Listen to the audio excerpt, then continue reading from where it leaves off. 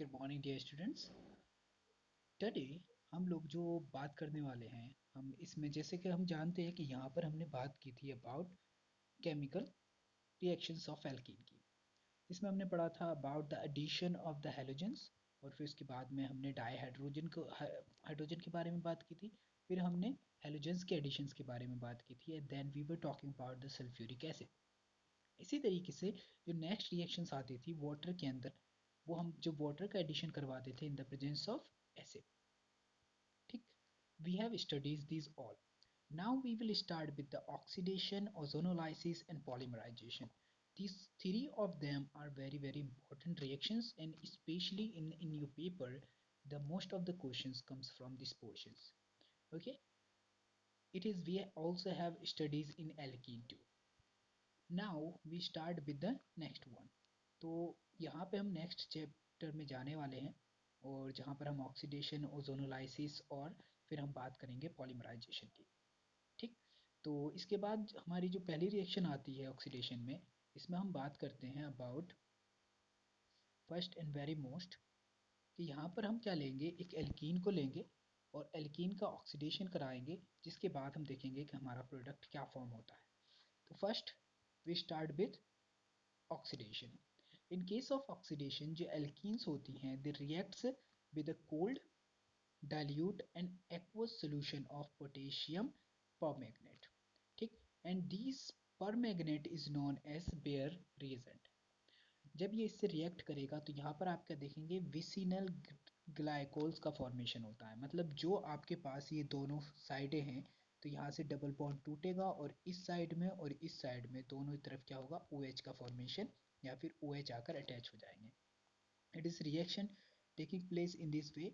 यहाँ पर ऑक्सीडाइज कर किया जाएगा और डाइल्यूट KMnO4 हम लेंगे और हमारा प्रोडक्ट बन कर आएगा यहाँ पर डाइग्लाइकोल या डाइऑल्स। ठीक है, तो इसे हम बोलते हैं इथेन 1,2 डाइऑल, और ये क्या कहलाता है, ये कहलाता है ग्लाइकोल। अंडरस्टैंड? तो ये क्या है, इसकी ऑक्सीडेशन रिएक्शन है, इसमें हम बेयर रिएजेंट का यूज करते हैं most of the time. Okay, now we discuss about the ozonolysis. Ozonolysis is one of very important reactions. You will study about this reaction a lot, because most of the time if someone asks you question related to this aspect or this alkene, or about the propene, or in case of ethylene, then यहाँ पर ozonolysis का question mostly बनता है.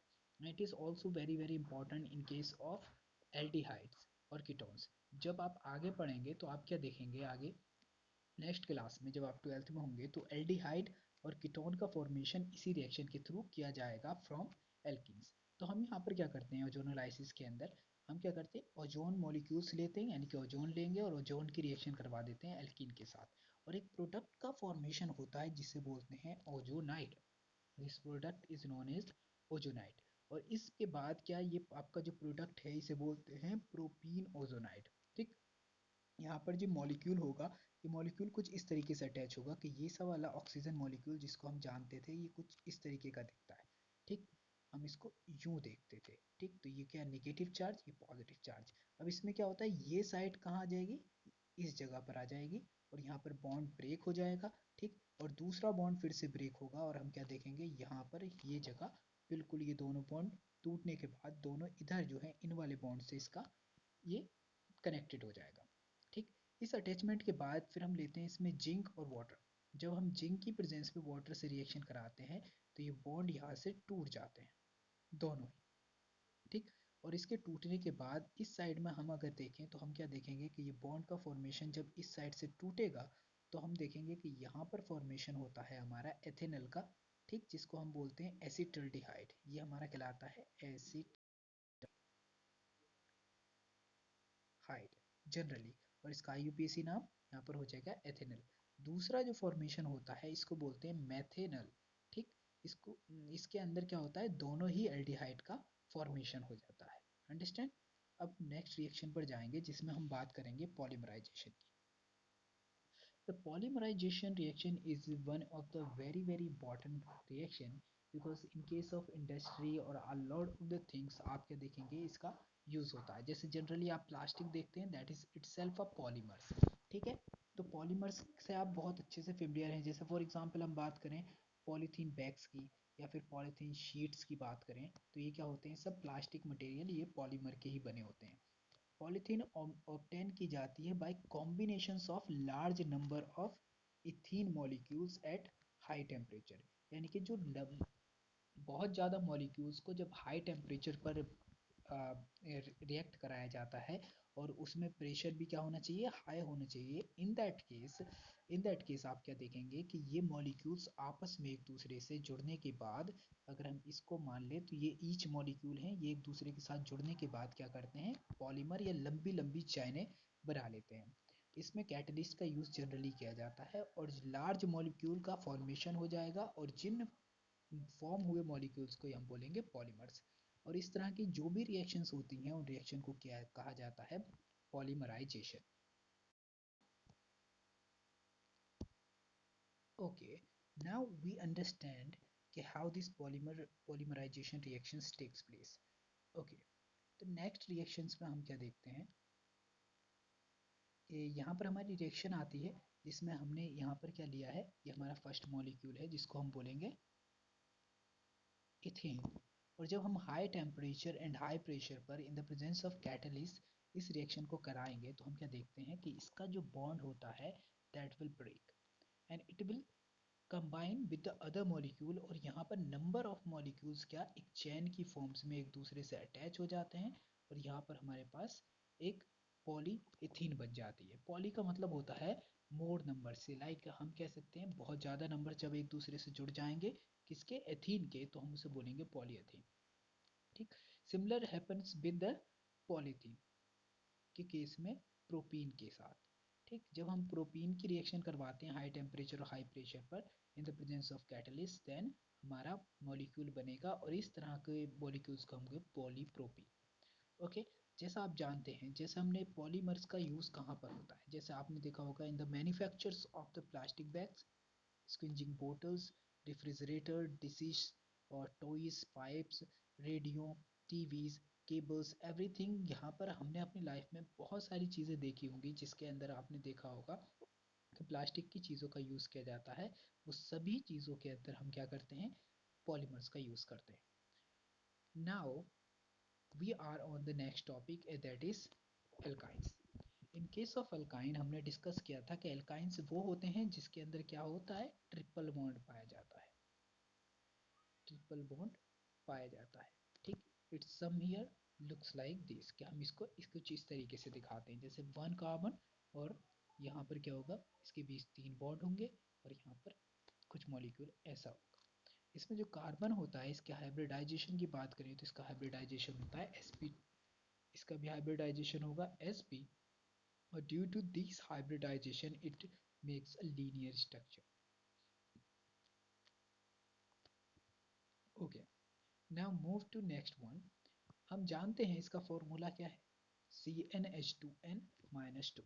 ठीक, and it is a linear molecule and the bond length between C and H it has 106 picometer। ठीक, और carbon carbon के बीच की जो लेंथ होती है that is 120 picometre as represented. ठीक, अब लीनियर होने के बाद क्या होगा, जब कोई चीज़ लीनियर होगी तो उसके बीच में जो बॉन्ड एंगल आएगा वो आएगा 180 degree. That you have to keep in your mind. Here here these are the hybridised orbitals, जिनको हम बोलते हैं ये sp, ये भी एक sp ऑर्बिटल है, और ये भी क्या देख रहे हैं आप, sp ऑर्बिटल है, और ये भी क्या है, sp orbital. These are the p unhybridised orbitals. और जो ये p अनहाइब्रिडाइज्ड ऑर्बिटल्स हैं, यही क्या होती हैं, एक दूसरे से जुड़ने के बाद पाई बॉन्ड का फॉर्मेशन कर लेती हैं, और इनको हम बोलते हैं p2p unhybridised orbital. Unhybridized orbitals. Understand? The bond length we know there is a bond length 120 picometers, और यहाँ पर H के बीच में हम क्या देखेंगे, 106 पिकोमीटर, और इनका बॉन्ड एंगल होगा 180। Okay, there are some of the molecules, हम लोग जानते हैं ये रहेगा हमारा एथाइन। जैसे हम जानते थे कि एल्काइन के अंदर लास्ट में हमको दिखता है आइन, तो कोई भी मॉलिक्यूल है उसके अंदर नंबर ऑफ कार्बन के साथ हम क्या कर देते हैं, आयन जोड़ देंगे। तो इसमें 2 कार्बन एटम है तो ये हो जाएगा एथाइन। इसमें हमने देखा 1 2 3 तो ये हो जाएगा प्रोपाइन। यहाँ पर 1 2 3 4 तो ये हो जाएगा ब्यूटाइन। यहाँ पर 1 2 3 4। अब देखो यहाँ पर 1 आया है, 1 मीन मतलब ये पहले कार्बन पर जुड़ा हुआ है। यहाँ पर आप देख रहे हैं 1 एंड 2 तो यहाँ पर आएगा 2 because the triple bond is with the second carbon. So यहाँ पर हो जाएगा ब्यूटाइन 2 आइन। ठीक, अब यहाँ पर आप देखोगे कि जिधर से हमें डबल बॉन्ड है हम उधर से काउंट करेंगे 1 2 3 और ये आ गया 4। तो यहाँ पर क्या हो जाएगा 1 2 3 3 मेथाइल ब्यूट पहले कार्बन से, तो यहाँ पर होगा 1 आइन। ठीक है, इस तरीके से आपको क्या करना है, यहाँ पर डबल बॉन्ड जिधर से करीब पड़े तो हम देखते हैं डबल बॉन्ड इधर से ज़्यादा करीब है, 1 2 3 4 5।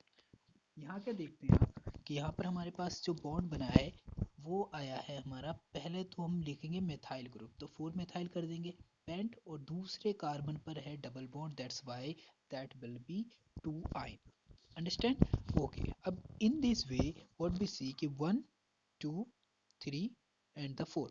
तो यहाँ पर 2 मेथाइल ग्रुप हैं और वो किस पर हैं, 3 वाले पर है। तो हम क्या देखते हैं यहाँ पर 1 2 यानी कि 3 3 2 मेथाइल डाई मेथाइल और यहाँ पर आ जाएगा ब्यूट 1 आइन। इस तरीके से क्या करेंगे आप इसका नोमेनक्लेचर कर सकते हैं। That's one of very easy way. The second चीज that we have discussed before about the isomers।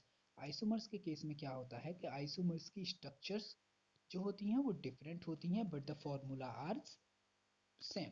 तो इसका फॉर्मूला तो आपको सेम रहेगा। जैसे हमारे पास अगर हम बात करते हैं ब्यूटाइन के बारे में तो ब्यूटाइन का फॉर्मूला होता है C4H6। बट हम इसको दो तरीके से लिख सकते हैं, एक तो बार तो हम डबल बॉन्ड ट्रिपल बॉन्ड यहाँ लगा देंगे और दूसरी बार हम ट्रिपल बॉन्ड कहाँ लगा देंगे, बीच में। तो once we put at 1 carbon और दूसरी बार में हमने 2 कार्बन से कर दिया तो यहाँ पर 1 2 हो गया और यहाँ पर 1 2 3 4। तो दैट्स वाई हम इसका नाम लिखेंगे ब्यूट 1 आइन। इसके नाम के केस में कर देंगे हम ब्यूट 2 आइन। इस तरीके से हम इनके नाम को बड़ी आसानी से लिख सकते हैं। Okay, the next thing that we see in case of C5H8। इसके केस में हम क्या देखते हैं कि जब 4 वाले केस में 2 बने हैं तो C5H8 के केस में आप क्या देखोगे कि इसके कितने बन जाएंगे, 3 कार्बन लगातार होने की वजह से आइसोमर्स बन जाएंगे 3। तो एक तो 1 देन 2 पोजीशन पर और उसके बाद हम क्या देखते हैं, यहाँ पर हम अगर ले लेते हैं मिथाइल ग्रुप तो ये आ जाएगा हमारा 1। तो यहाँ पर ये लिखेंगे 3 मिथाइल ब्यूट 1 आइन।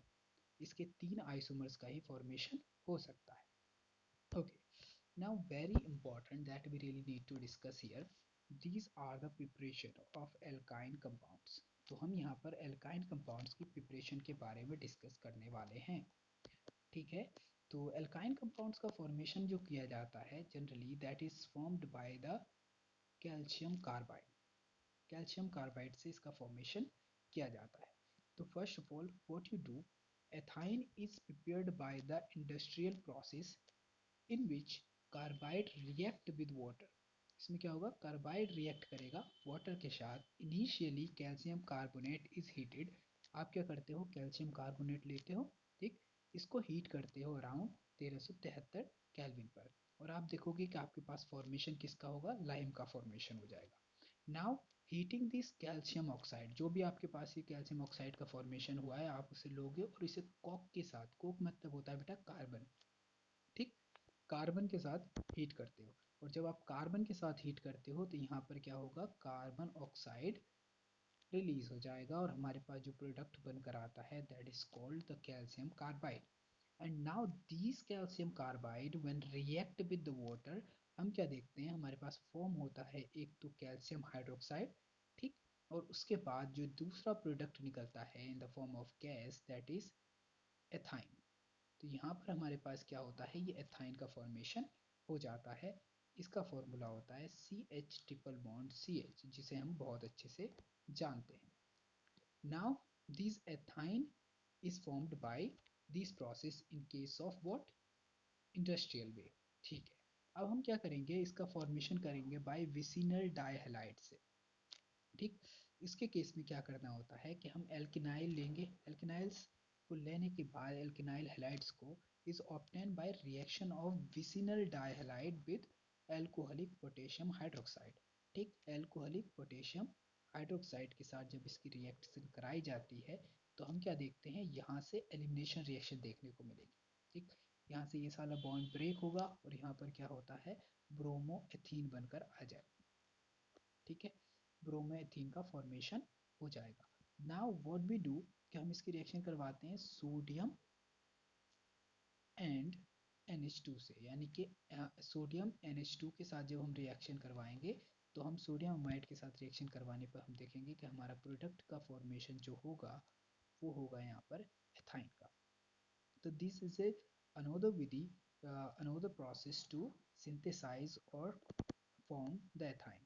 This process is called dehydrohalogenation। dehydrohalogenation। ठीक, हाइड्रो डिहाइड्रो मीन पहली प्रोसेस में हम क्या देखते हैं, इससे वाटर निकल जाता है, और दूसरी प्रोसेस में हम क्या देखते हैं, इससे क्या निकल जाएगा, यहाँ इससे निकल जाएगा दूसरा हैलोजेंस, जो आप यहाँ पर देख रहे हैं। ठीक, तो इस तरीके से डिहाइड्रो डिहेलोजिनेशन प्रोसेस की तरह ये प्रोसेस है। Okay, now understand the properties of the alkyne compounds। तो इसके केस में आपको फिजिकल प्रॉपर्टीज को समझना पड़ेगा। जैसे हम बात करते हैं, first three members of alkyne series are gases form, यानी कि जो स्टार्टिंग के हमारे थ्री मेंबर्स हैं, the first member is ethyne, propyne और butyne, these are in the gases form. अब बात करते हैं हम अप टू C8, यानी कि जो 4 से C8 तक जाएंगे तो वो क्या हो जाएगा, हमारा लिक्विड स्टेट में आ जाएगा। Alkyne containing more than 8 carbon atoms वो सॉलिड स्टेट में आ जाते हैं, जिसे हम एक तरीके से वैक्सी कह सकते हैं। ठीक, उसके बाद ये क्या होते हैं, कलरलेस होते हैं। The smell of ethyne is specific, लेकिन एथाइन की स्मेल क्या होती है, स्पेसिफिक होती है। Except ethyne all alkynes are odourless. Odourless का मतलब होता है बेटा जिससे कोई स्मेल ना आए। तो यहाँ पर हमें सिर्फ और सिर्फ स्मेल किससे आ रही है, एथाइन से आ रही है। Alkyne are weak polar compounds, these are the weak polar compounds. Okay, और हम बात करेंगे alkynes are lighter than the water. अब कोई चीज़ लाइटर देन वाटर होगी तो ये क्या करती है कि यहाँ पर आप देख पाओगे कि अगर आप इस वाटर के अंदर मिलाओगे तो ये दो सेपरेट लेयर में अलग हो जाएगी। ठीक है, वाटर की डेंसिटी ज़्यादा होती है तो वो नीचे चला जाएगा और एल्काइन के कंपाउंड्स ऊपर आ जाएंगे। इसी वजह से क्या है, insoluble in polar solvent like water. अब हमारा वाटर जो होता था वो तो पोलर सॉल्वेंट होता है, दैट्स वाई ये इसके अंदर सॉल्युबल भी नहीं है। आई हैव टोल्ड यू कि जितने भी हाइड्रोकार्बन्स होते हैं वो वाटर के अंदर सॉल्युबल नहीं होते, they are soluble in non polar solvent like organic solvents. जैसे आप उसमें आएंगे, ईथर आएगा, कार्बन टेट्राक्लोराइड आ जाएगा, ठीक, बेंजीन आ जाएगी। इस तरह के कंपाउंड्स में क्या होते हैं, ये बड़ी आसानी से सॉल्युबल हो जाते हैं, because these are all comes from the organic solvents category.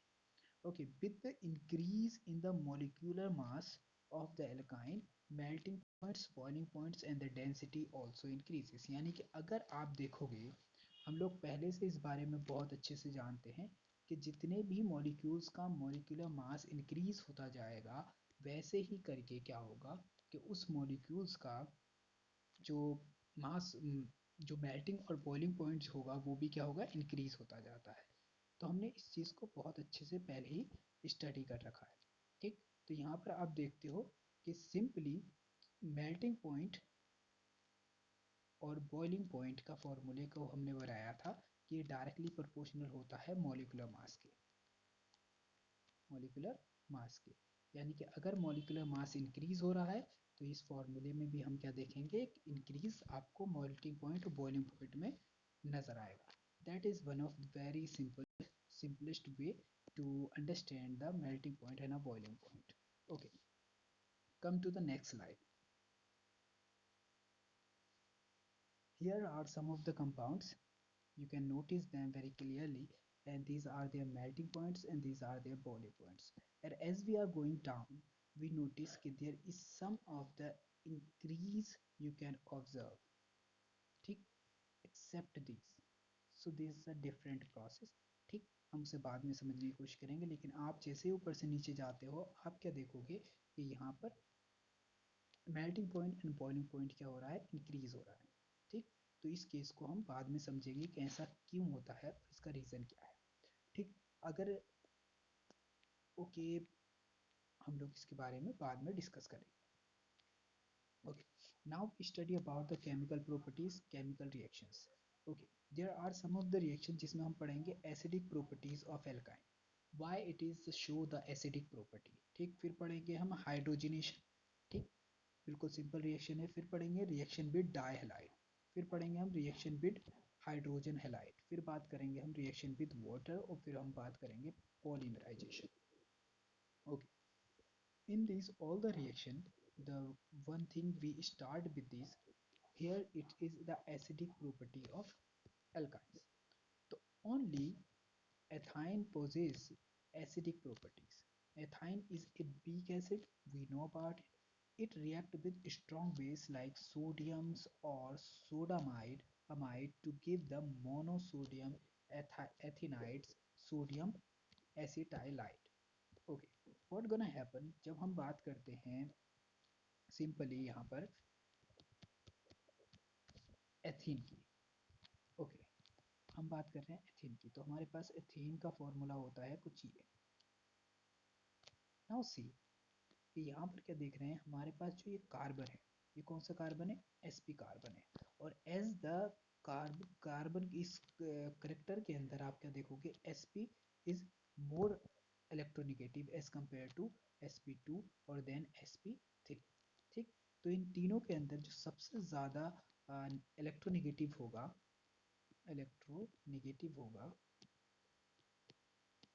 That will B sp। तो इस केस में जब ये हाइड्रोजन क्या होता है, यहाँ से निकलता है, जैसे मैं इसको कुछ ऐसे दिखाऊं तो थोड़ा बेहतर लगेगा कि हम क्या करते हैं कि हमारे पास जो ये है CH2, I am sorry, not two, okay, CH। Okay, अब यहाँ पर क्या होगा, जब ये हाइड्रोजन यहाँ से निकलेगा तो इस हाइड्रोजन को क्या करना होगा, इस बॉन्ड को यहाँ पर देना होगा। ठीक, because it is more electronegative. और इसकी वजह से हम क्या देखते हैं कि यहाँ पर हमारे पास फॉर्मेशन हो जाता है सी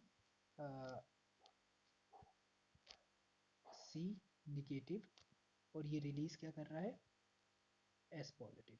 और हम बहुत अच्छे से जानते थे पहले से इसके बारे में कि जो भी चीज़ एस पॉजिटिव रिलीज करती हो, that's mean that is one of acid. और इसने एसिडिक करेक्टर दिखाया है और ये बहुत ज़्यादा वीक होता है, तो हम इसको बोलते हैं कि ये क्या है, मोनोबेसिक है, मोनोबेसिक एसिड और अ वीक एसिड। ठीक, तो जब हम किसी मोर रिएक्टिव एलिमेंट से इसकी रिएक्शन करवाते हैं तभी क्या होगा, इसकी रिएक्शन होगी। और हम बहुत अच्छे से जानते हैं कि सोडा एमाइड में सोडियम होता है और sodium itself is one of reactive metal. Okay, तो हमने यहाँ पे लिया और यहाँ पर हमने रिएक्शन करवाई इसकी सोडियम के साथ, और हम क्या देखेंगे कि यहाँ से H रिलीज कर देगा। जैसे कि फॉर एग्जांपल हमने देखा था कि जब कोई भी एसिड मेटल से रिएक्ट करता है तो मेटल्स क्या करती हैं, उससे रिएक्शन करने के बाद सॉल्ट का फॉर्मेशन करती हैं, जो कि हमारे पास यहाँ हो चुका है, और हाइड्रोजन को रिलीज कर देती है। ठीक, ये बहुत ज़्यादा बेसिक कॉन्सेप्ट है जो आपने पढ़ा है। अब बात करते हैं हम इसके अंदर यहाँ पर एथाइन की सोडामाइड के साथ रिएक्शन की। तो सोडामाइड के केस में आप क्या देखते हो कि जब रिएक्शन होगी तो हमारे पास इसका फॉर्मेशन होगा और साथ में बनेगा यहाँ पर ammonia, because this NH2 group take this hydrogen and the negative charge over here and the positive charge sodium over here, they form the salt. So it is one of very